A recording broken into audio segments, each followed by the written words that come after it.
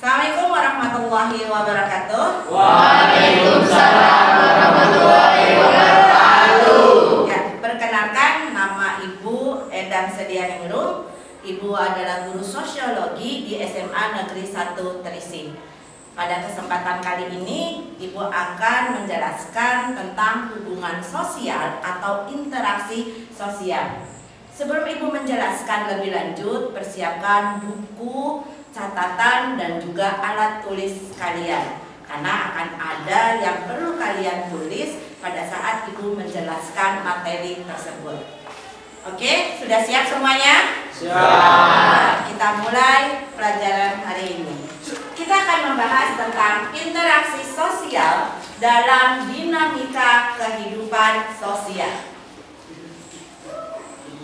Yang pertama adalah hakikat interaksi sosial. Dalam hakikat interaksi sosial terdapat beberapa poin yang harus bisa kalian pahami. Yang pertama adalah apa yang dimaksud dengan interaksi, yaitu hubungan timbal balik berupa aksi saling mempengaruhi antara individu, antar individu, kelompok, dan antar kelompok. Jadi sekali lagi bahwa yang namanya interaksi itu adalah hubungan timbal balik, hubungan dua arah. Ada reaksi maka akan ada aksi antara individu dengan individu, satu orang dengan satu orang dengan banyak orang, artinya individu dengan kelompok, kelompok dengan kelompok, banyak orang dengan banyak orang. Itu poin yang pertama. Pada poin yang kedua, dalam hubungan tersebut, individu atau kelompok harus bekerja sama atau berkonflik, melakukan interaksi baik formal ataupun informal, baik secara langsung ataupun tidak langsung. Yang ketiga, dalam interaksi sosial, bahwa salah satu pihak memberikan stimulus atau aksi dan pihak lain memberikan respon. Jadi kalau dalam hubungan timbal balik yang tadi di awal Ibu bilang ada reaksi, maka ada aksi. Seperti itu. Selanjutnya, syarat terjadinya interaksi sosial. Syarat terjadinya interaksi sosial ada dua. Yang pertama disebut dengan kontak sosial. Yang kedua disebut dengan komunikasi. Kontak sosial atau di sini menurut Surjono Sukanto, interaksi sosial tidak mungkin terjadi tanpa adanya kontak dan juga komunikasi. Artinya hubungan timbal balik yang terjadi antar individu dengan individu, individu dengan kelompok ataupun kelompok dengan kelompok, apabila tidak ada dua syarat ini, maka tidak bisa disebut dengan interaksi. Oke. Nah, ini yang disebut dengan kontak sosial.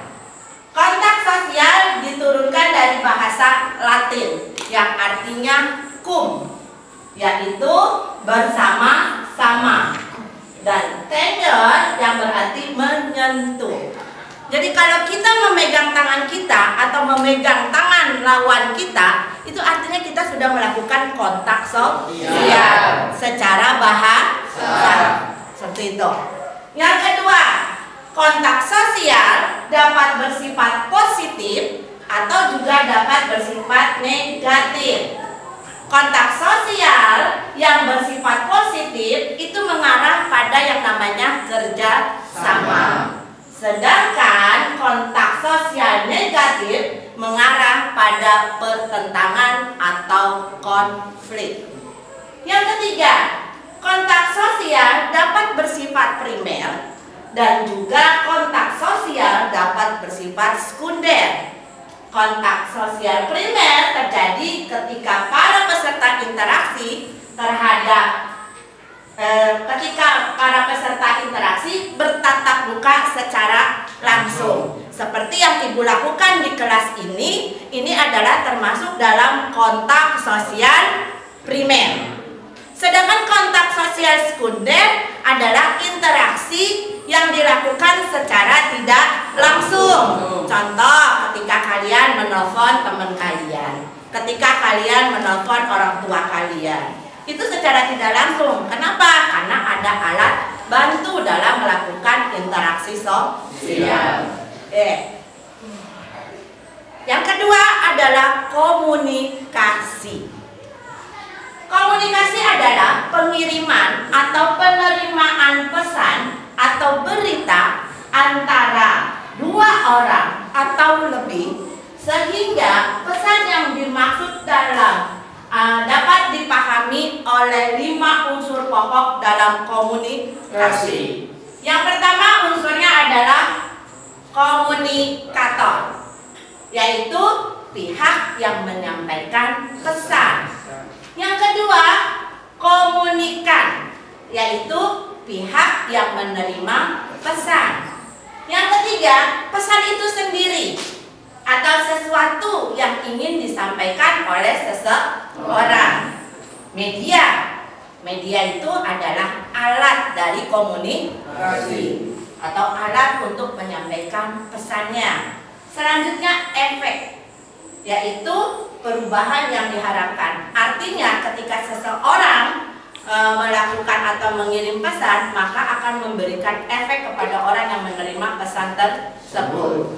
Jika pesan tersebut tersampaikan secara tidak baik, maka biasanya orang yang menerima pesan tidak ada efeknya.